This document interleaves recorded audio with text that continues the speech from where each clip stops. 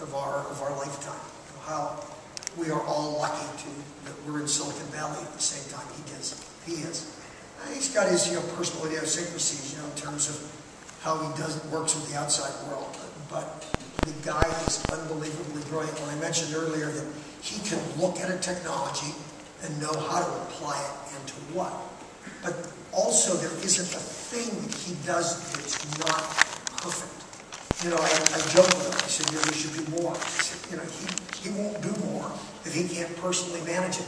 I mean, he'd look at every edge on everything. He cares absolutely about every pixel on the screen, every part of this website, everything, every part of the form of this product, and he surrounds himself with people that believe like he does. If you would have seen when he did the Apple Store, he hired Ron Johnson. He got a guy that thinks about the beauty of those stores, just like he does.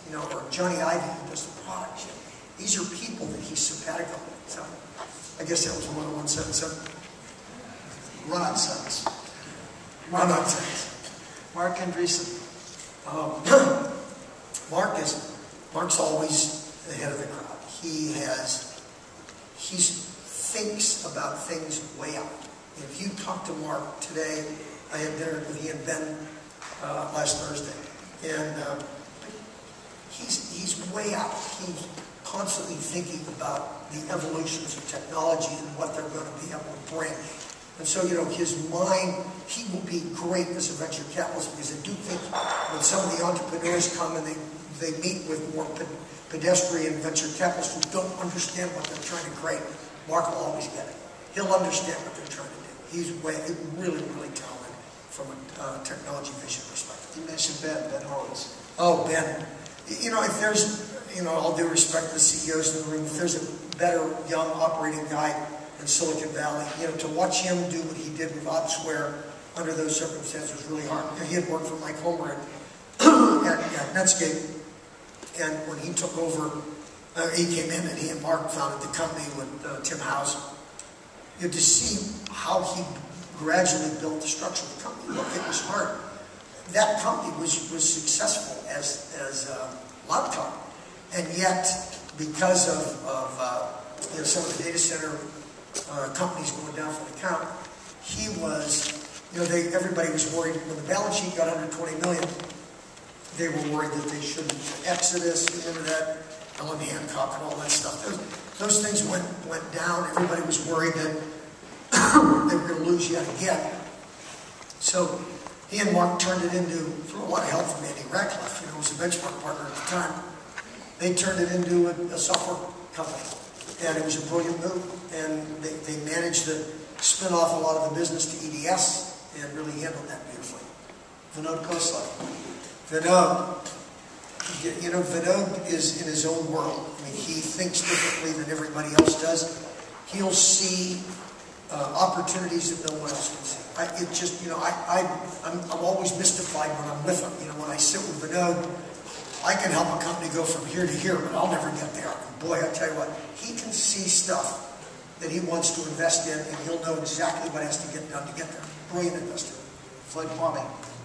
Floyd, I mentioned earlier.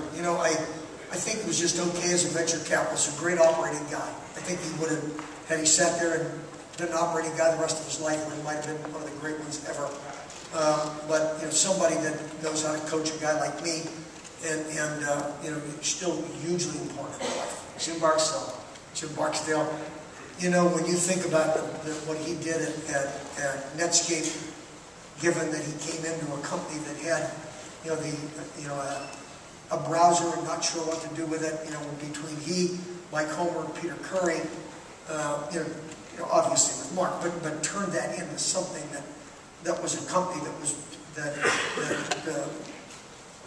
that became a great company, and had not had some obvious, I guess I should be kind here, kind of interference with Microsoft. Might have even done better, but the fact is, it was a huge home run as a business opportunity. And Jim he ran the company with, kind of a sales aggression. He understood technology. He was fun. He ran it in his way, good humor. People liked to work for him. John Doerr. John Doerr, a legend again. I mean, I put him in the, from the venture capital community like I do with Steve Jobs on the technology side. John has, there aren't enough of John Doerr.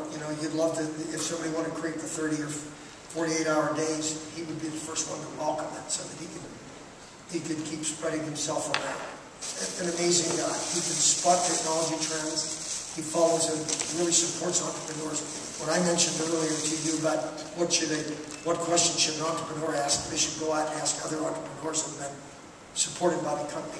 When I've watched him, when I think about Symantec or some of these other ones that had been out there for a long time. He put 3 companies together and created this. Macromedia, that was like 3 or 4 different companies. But he doesn't give up on an entrepreneur, and he constantly works it, and he calls every bit of his influence to make the company successful. Just, you take his brilliance, technology brilliance, and you take his tenacity and not wanting one of his companies to fail. He's amazing. 2 more. Bill Gurley. Bill Gurley. Bill is one of those guys that, because of his analyst background, is always spotting trends. And so when you see, you take a look at what Bill Gurley's investing in, that'll be the next trend. I swear, he's just a step ahead of everybody in terms of spotting what trends are going to emerge, where technology applications are going to be available. He is really, really good with entrepreneurs. He listens to them, pays attention to them, coaches them. I think in the early days, he probably micromanaged a little bit too much. He doesn't do that anymore. And he's had huge successes here of late. Mike Homer.